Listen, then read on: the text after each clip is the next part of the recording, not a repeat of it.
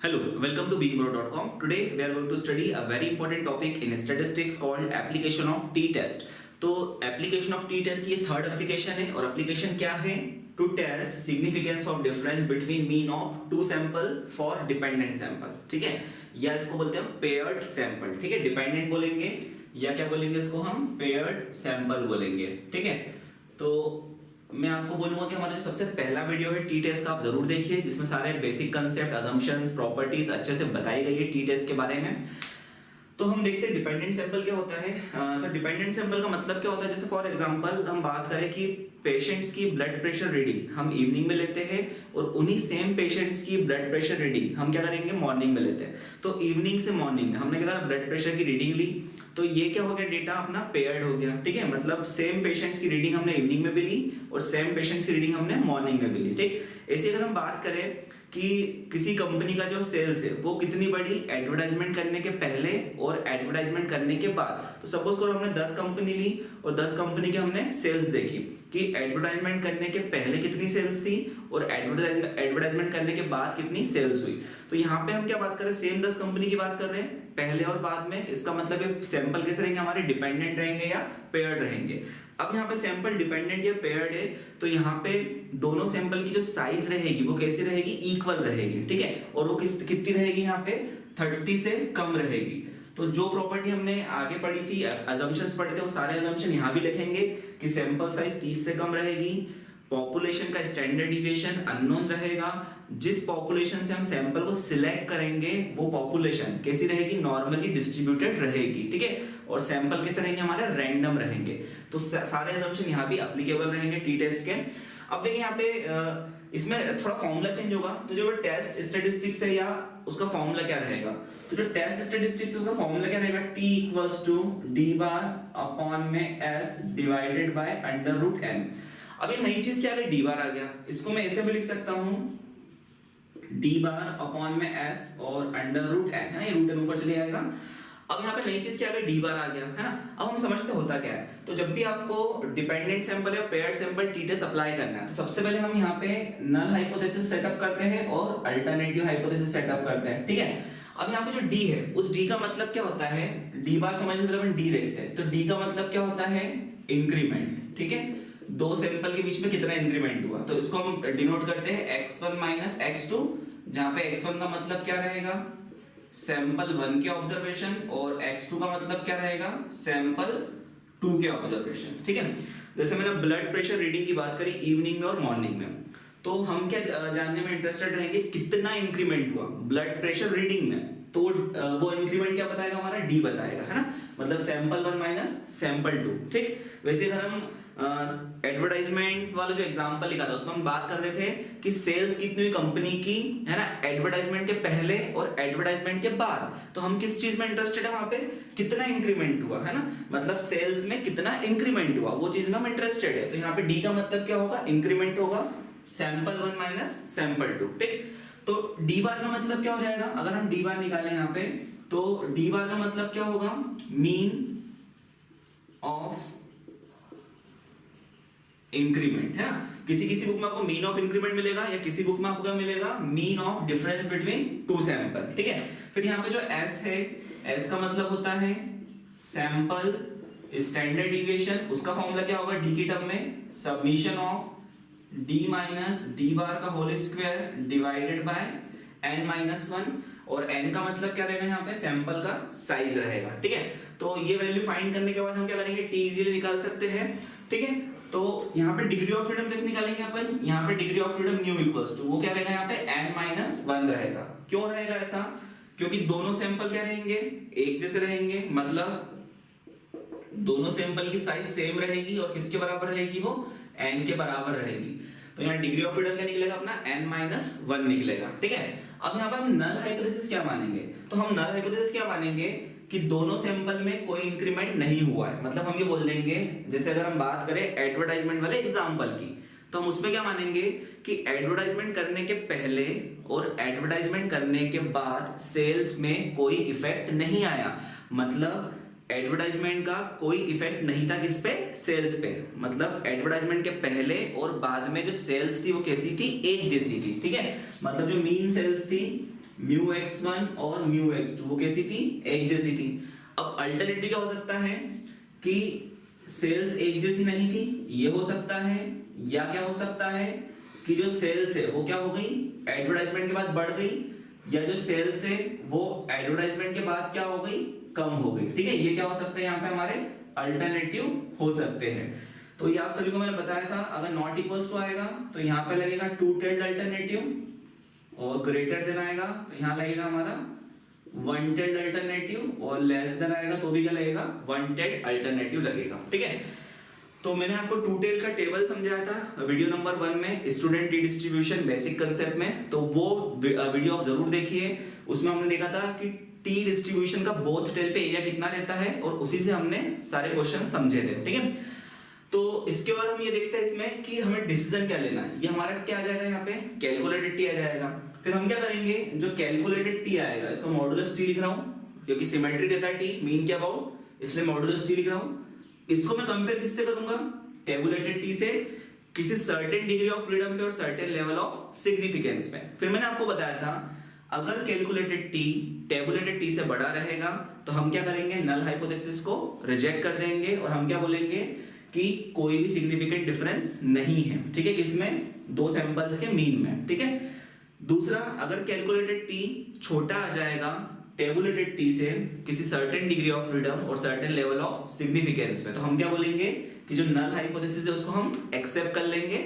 इसका मतलब जो डिफरेंस आ रहा है वो क्या आ रहा है यहाँ पे, ड्यू टू सैंपलिंग फ्लक्चुएशन आ रहा है। ठीक है, अब यहाँ पे हम समझने की चीज हो रही है कि कभी कभी क्वेश्चन में आपको दो सैंपल देंगे डिपेंडेंट, या कभी कभी आपको डायरेक्ट क्या दे देंगे, इंक्रीमेंट दे देंगे, है ना, वो लिखेंगे वहां पे कि डायरेक्ट आपको अगर इंक्रीमेंट दे दिया तो कैसे करना है क्वेश्चन। तो हम दोनों टाइप के क्वेश्चन देख रहे हैं।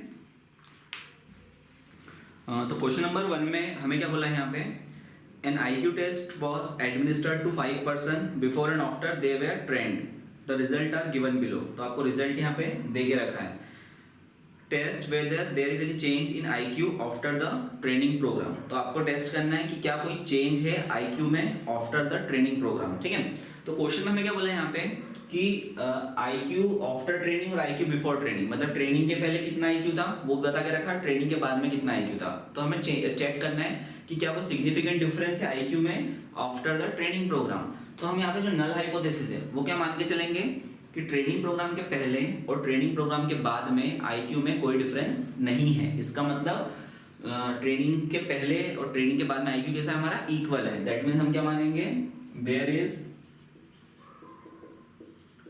no significant difference, there is no significance difference in IQ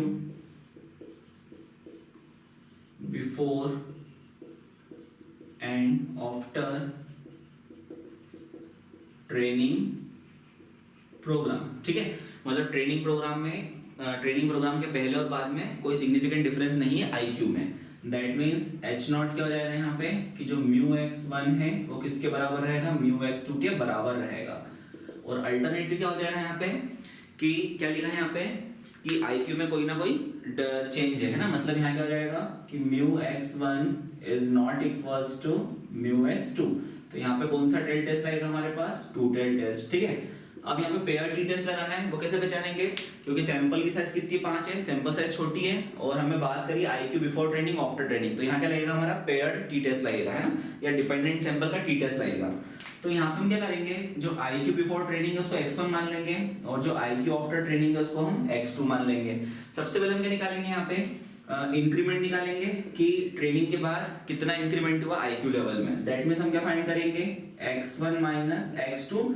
तो हम इंक्रीमेंट निकाले 110 माइनस 120, दैट मींस क्या आएगा ये माइनस का 10। फिर हम निकाले इंक्रीमेंट 120 माइनस 180, तो ये 2, 123 माइनस 125 माइनस 2, 132 माइनस 136 ये आएगा माइनस 4, 125 माइनस 121 दैट इज 4। ठीक है, ये इंक्रीमेंट आएगा। फिर हम क्या करेंगे, इसका मीन निकालेंगे, जो इंक्रीमेंट है उसका मीन निकालेंगे ना, डिफरेंस का मीन। तो यहाँ पे इसको जोड़े हम तो कितना आएगा -10, ये दोनों कैंसिल, ये दोनों कैंसिल, तो सबमिशन ऑफ डी ये कितना आ जाएगा यहाँ पे -10 आ जाएगा। ठीक है, अब -10 है तो हमें को डी बार निकालना है, तो हम डी बार कैसे निकालेंगे? यहाँ पे डी बार का मतलब क्या होगा? Mean of difference of two sample, इसको बोलेंगे mean of increment of sample. ठीक है, तो इसका फॉर्मूला क्या होगा? यहाँ पे सब्मिशन डी अपॉन में एन। तो सब्मिशन डी कितना है? -10 और एन कितना है? यहाँ पे 5 है, तो डी बार कितना आ जाएगा? -2 आ जाएगा। ठीक है, फिर नेक्स्ट हम क्या फाइंड करेंगे? यहाँ पे स्टैंडर्ड डिविएशन के लिए डी माइनस डी बार और डी माइनस डी बार का होल स्क्वायर। ठीक है, अब डी बार मेरा क्या आ रहा है? -2 आ रहा है, तो जब मैं डी माइनस डी बार निकालूंगा इसका मतलब क्या होगा? डी माइनस -2 करूंगा मैं, तो ये कितना होगा? डी प्लस 2 हो जाएगा यहाँ पे। ठीक है, तो हम डी में +2 कर देंगे, तो -10 + 2 करा दैट मींस -8, फिर 2 + 2 करा that is 4, -2 + 2 that is 0, -4 + 2 that is -2, 4 + 2 that is 6 हो जाएगा यहाँ पे। ठीक है, अब इनका स्क्वायर करना है हमें, है ना? डी माइनस डी बार का स्क्वायर, तो कितना होगा? -8 का स्क्वायर 64, 4 का स्क्वायर 16, 0 का स्क्वायर 0, -2 का स्क्वायर 4, 6 का स्क्वायर 36। तो इसको हम जब जोड़ेंगे तो submission of D minus D bar का होल स्क्वायर, इसकी वैल्यू कितनी आएगी? 36, 64, 100 और ये 120। ठीक है, तो यहाँ पे सम कितना आएगा? 120 आएगा। तो हमारे पास मीन आ गया सैंपल के डिफरेंस का। अब हम क्या करेंगे? यहाँ पे सैंपल के डिफरेंस का स्टैंडर्ड डिविएशन निकालेंगे। तो यहाँ पे क्या करेंगे हम? सैंपल डिफरेंस या सैंपल के इंक्रीमेंट का, है ना, स्टैंडर्ड डिविएशन जो रहेगा s equals to √ summation of d minus D bar का whole square divided bye n-1। ठीक है, तो क्या होगा फॉर्मूला इसका? Submission of d minus D bar का होल स्क्वायर है, तो कितना आएगा? ये 120 डिवाइडेड बाय n-1, तो n कितना है? 5 - 1, तो 120 किससे डिवाइड होगा? यहाँ पे 4 से डिवाइड होगा। तो जब आप 120 को 4 से डिवाइड करेंगे और उसका रूट निकालेंगे तो ये s की वैल्यू कितनी आएगी? 5.47। ठीक है, तो ये आ गया हमारे पास सैंपल स्टैंडर्ड डिविएशन। ठीक, अब हम क्या अप्लाई करेंगे? यहाँ पे टेस्ट स्टैटिस्टिक लगाएंगे, तो टेस्ट स्टैटिस्टिक, ठीक है, फॉर पेयर्ड सैंपल। तो क्या होगा formula? t equals to D bar upon s into में √n। ठीक है, ये बनेगा फॉर्मूला। तो t इक्वल्स टू क्या होगा? डी बार कितना आया? -2, s कितना आया?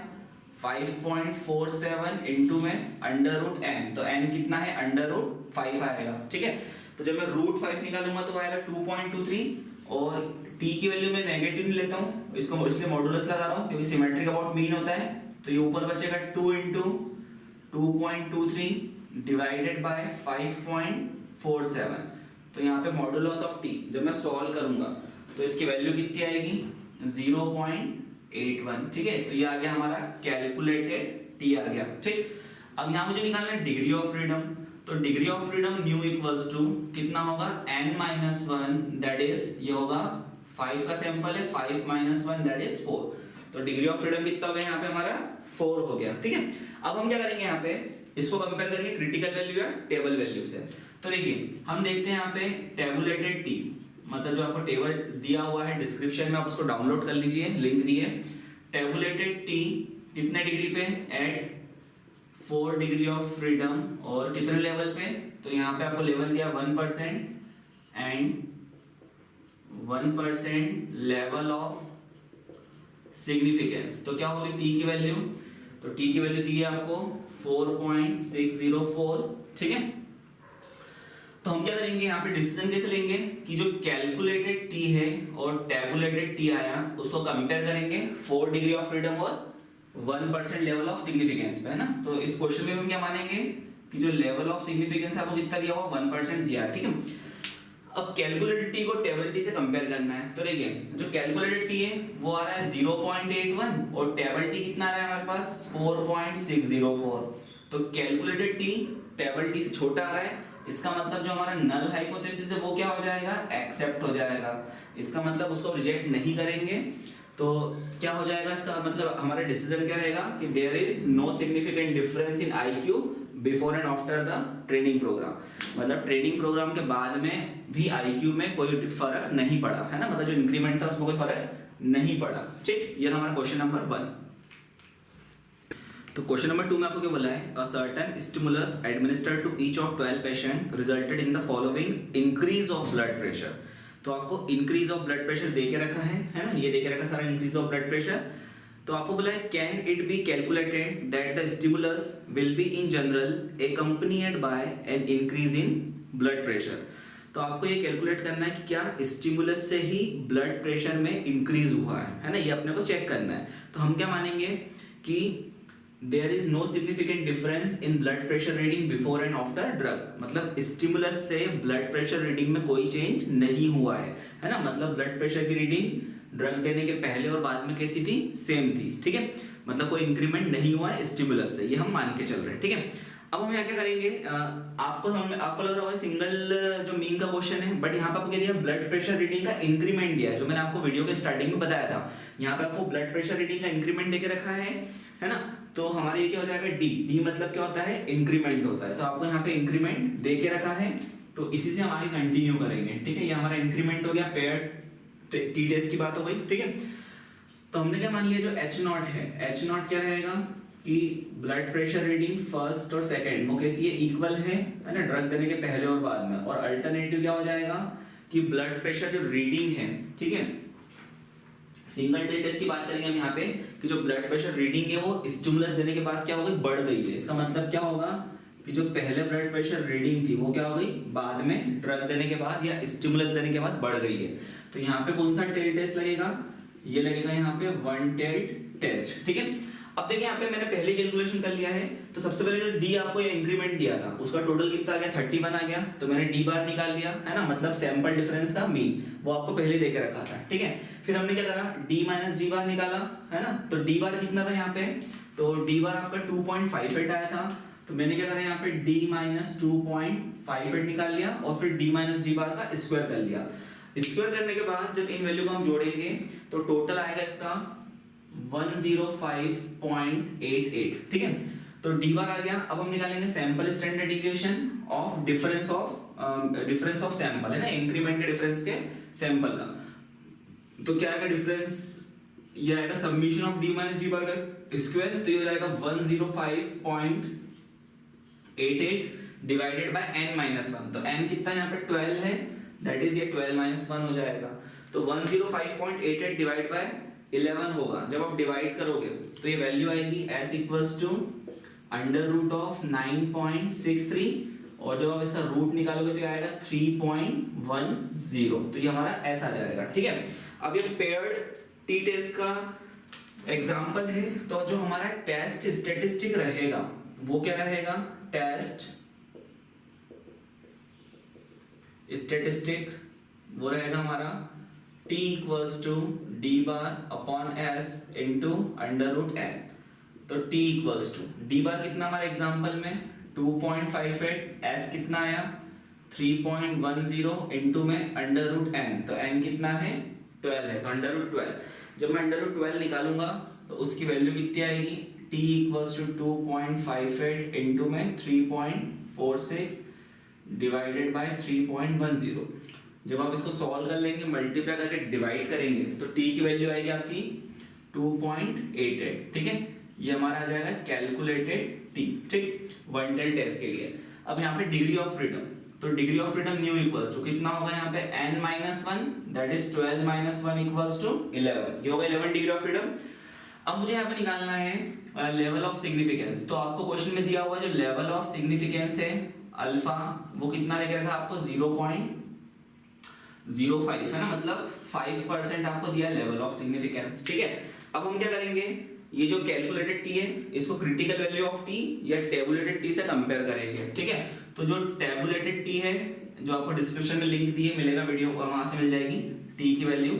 और कभी कभी क्वेश्चन में आपको दिया हुआ रहता है तो कंपेयर करने में इजी रहता है। Tabulated t at 5% level of significance and at कितने डिग्री पे, and at 11 degree of freedom is, तो जो t की वैल्यू है 5% लेवल पे और 11 डिग्री ऑफ फ्रीडम पे, तो वो t की वैल्यू आपको देके रखी है 2.201, ठीक है, 1.80 देके रखी है, ठीक है। वो t की वैल्यू कितनी दी आपको 1.806, ये वैल्यू आपको देके रखी है। कौन से टेल टेस्ट के लिए, वन टेल्ड टेस्ट के लिए, ठीक है। तो हम डिसीजन क्या लेंगे यहाँ पे कि जो हमारा कैलकुलेटेड टी है, जो हमारा कैलकुलेटेड टी आया और टेबुलेटेड टी आया 11 डिग्री और 5% लेवल पे, हम उसको कंपेयर करेंगे।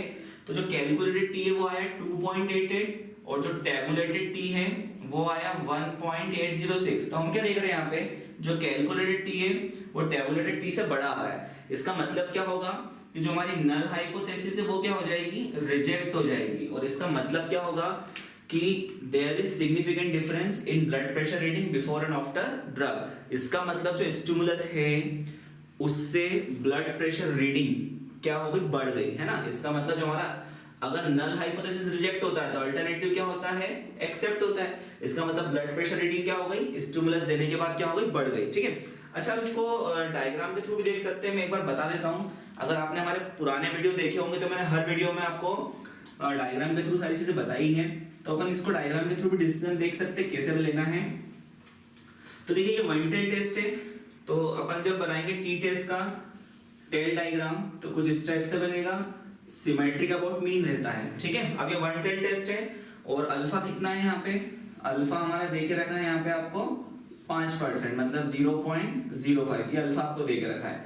तो आपको क्या करना है, मैंने जो डिस्क्रिप्शन में लिंक दी है वो एरिया इन बोथ टेल के बारे में दी है ना, दोनों टेल पे टोटल एरिया कितना रहेगा। तो आपको क्या करना रहेगा, जो अल्फा इक्वल्स टू 10% है ना, उसमें से 5% जो अल्फा इक्वल्स टू 10% है किसके लिए, टू टेल के लिए।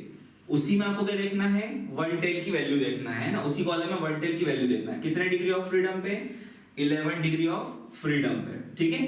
तो वन टेल के लिए अल्फा कितना हो जाएगा, वन टेल के लिए अल्फा कितना होगा 0.05, क्योंकि अगर हम टू टेल की बात करें तो 5% इधर आता है, 5% इधर आता है, तो दोनों 10% होता है। और सिमेट्री की बात करें हम, ठीक है, तो जो वैल्यू 5% आएगी 1% के लिए, वही वैल्यू अल्फा की रहेगी 10% पे टू टेल टेस्ट के लिए, सेम डिग्री ऑफ फ्रीडम पे, ठीक। तो यहाँ पे टी की वैल्यू कितनी आ रही है हमारी, टी इक्वल्स टू 1.806 आ रहा है, ठीक है।